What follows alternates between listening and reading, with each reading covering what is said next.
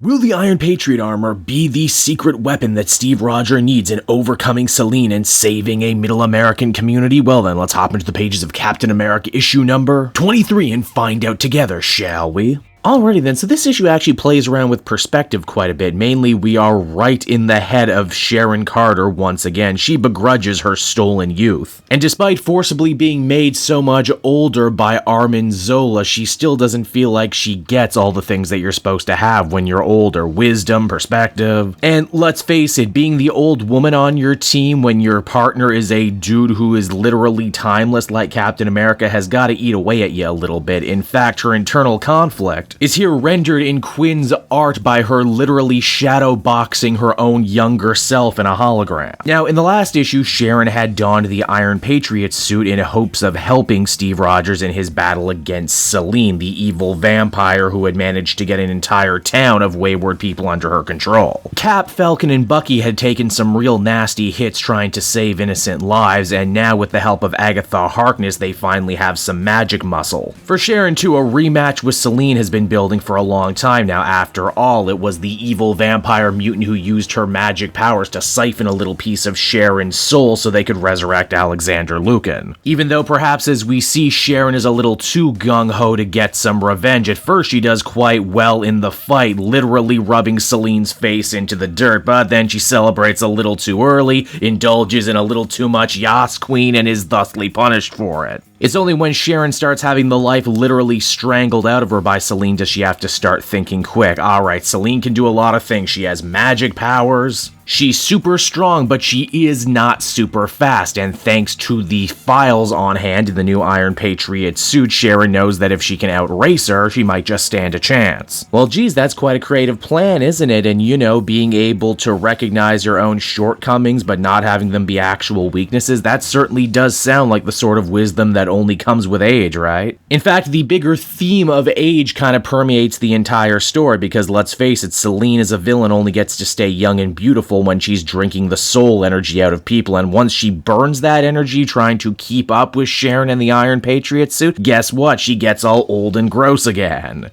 Which thankfully is just the opening the heroes need to finally overwhelm her and win the day. The townsfolk are finally free, and Shuri hopes that maybe they'll take a lesson away from this and not be so quick to join the next cult that comes around offering them a pat on the head. In a nice bit of greater Marvel Universe continuity too, Captain America and his friends say they won't be the one passing punishment on to Selene. After all, she is a rogue mutant. She'll be sent back to Krakoa to face the Quiet Council. Her blood marine, the source of her vampiric power, gets broken up too, and in doing so, all the life energy that was inside it gets returned to the people it was stolen from, including Sharon. Only when she gets that little piece of her soul back, it seems that she gets a little extra on top of that, enough to actually return her youth to her. So yeah, as the comic comes to a close, the day is saved and OG Agent Sharon Carter is finally back. Ain't that fun? So that was Captain America issue number 23, everybody, and overall I did enjoy it, even if I can't help but feel that overall this arc was a little uneven. Like, it started out being about something and then by the end was about something totally different. I suppose if you asked me to stretch it, I could draw some sort of thematic connection between the guys in the cult town and yearning for the good old days, and Sharon very gracefully trying to embrace her new old age only to ultimately be rewarded in the end with her youth all over.